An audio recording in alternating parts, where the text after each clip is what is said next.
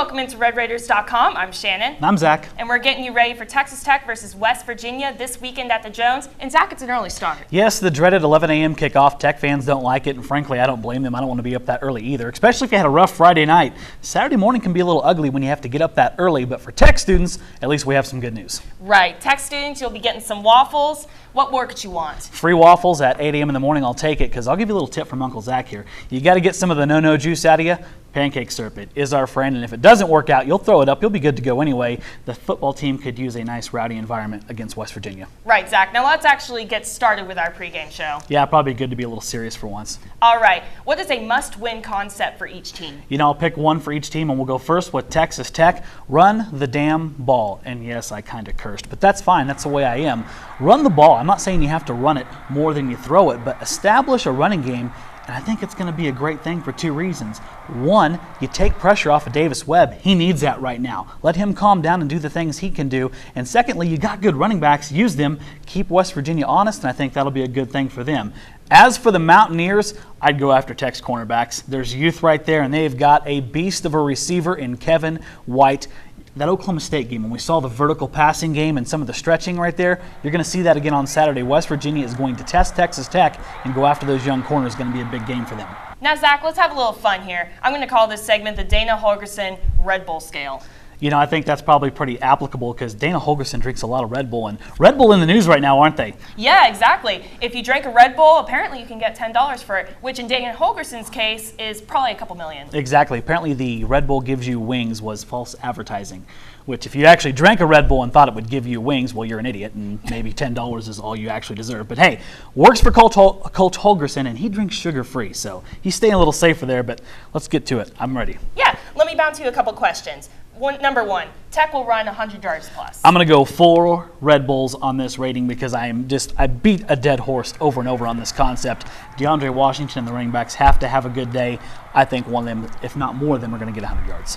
All right, Zach. Kevin White will have 150 yards receiving. You know, unfortunately, I'm going to have to give that 4 Red Bulls as well. I'm fairly confident in that, and it's not a slight against Texas Tech. The kid is just an animal. He has racked up a ton of yards in every game this year. Big body, big play receiver. If they can keep him around 150 yards, it might be a good thing for Texas Tech. I am afraid, though, he will get more. All right, and how about Tech will have 3 or more turnovers? God, I'm going to give this 2 Red Bulls because I'm being hopeful here. They cannot turn the football over at the rate that they've been doing it. I think they'll clean it up a little bit at home. I don't expect to see that high amount of turnovers, hopefully. So 2 Red Bulls. All right, we will see Patrick Mahomes play.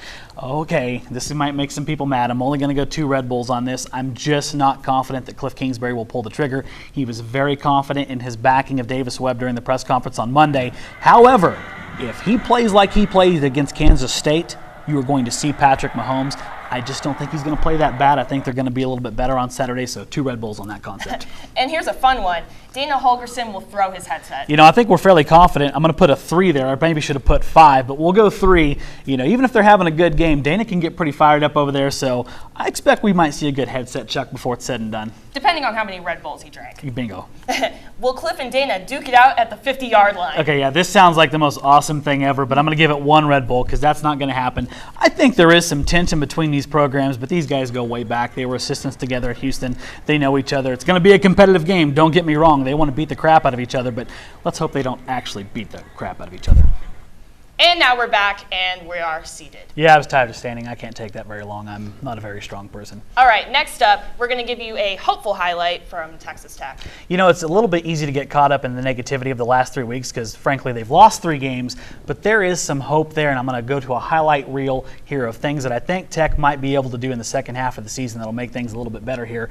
And I'm going to start with Jakeem Grant and Davis Webb. Even though Webb has struggled, him and Grant have been on the same page. The kid is one of the fastest players in the country, and when he does what he's supposed to do and Davis Webb is on, it's almost impossible to stop that combination. We've seen them hook up, you know, twice last week at Kansas State, a rough game. Those two found each other twice, and really has been one of the bright spots for Tech's offense. If they can keep building on that relationship, they're going to score some points and they're going to be okay. So that's my hopeful highlight, Jakeem Grant and Davis Webb. Now, Zach, Give the audience your keys to the game. You know, the keys to the game this week, I think we've mentioned these quite a bit, but we'll start with number one, something a little different. Keep West Virginia one-dimensional. Last week, one of the most disappointing things in the Kansas State game was how balanced Kansas State was able to attack Texas Tech, and you saw Arkansas run the ball for a ton of yards. You saw Oklahoma State throw the ball for a ton of yards.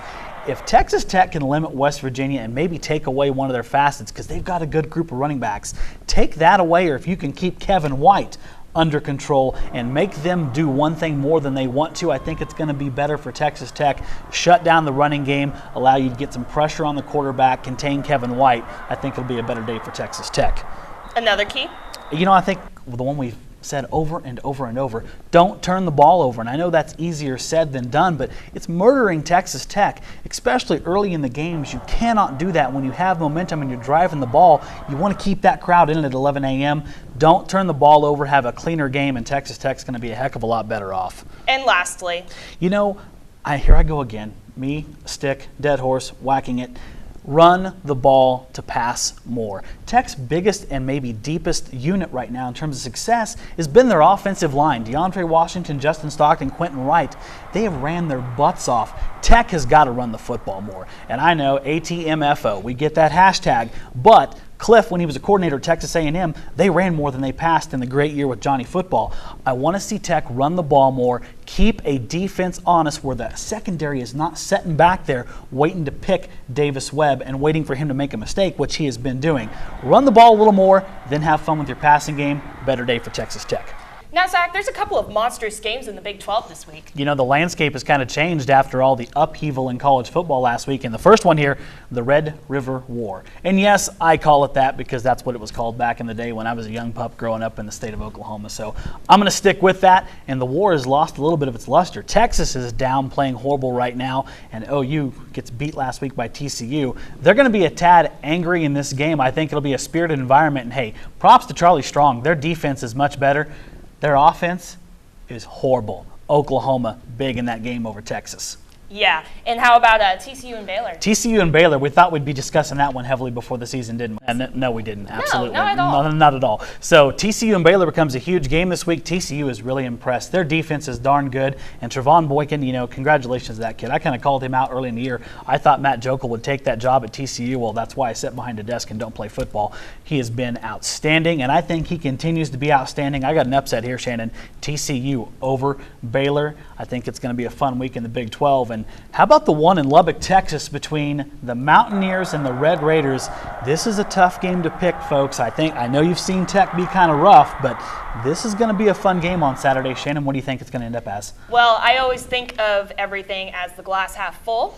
And I am actually going to pick Tech to win this. Look and I know out. this is a huge shock to everybody. I just think that they're going to scratch this one out. I pick Tech 35-28. You know, Shannon, that's not a bad pick at all, and I kind of struggled with this because of the way Tech has played against West Virginia. They are more than capable of winning this football game on Saturday against Holgorsen and the Mountaineers because Dana just hasn't had an answer for them the last couple years in their first 2 years of Big 12 competition. I think it could be a very exciting Saturday in Lubbock. However, you're wrong. West Virginia is going to win this football game. Too many big play weapons for the Mountaineers. Kevin White's going to have a day, folks. I hate to say that. Tech will be more competitive. We're going to see a lot of points scored, but in the end, I've got the Mountaineers here, 52-42, and it's just because of Tech's tendency to make too many stupid mistakes. Hope I'm dead wrong. I hope I'm an idiot, and y'all can laugh at me next week.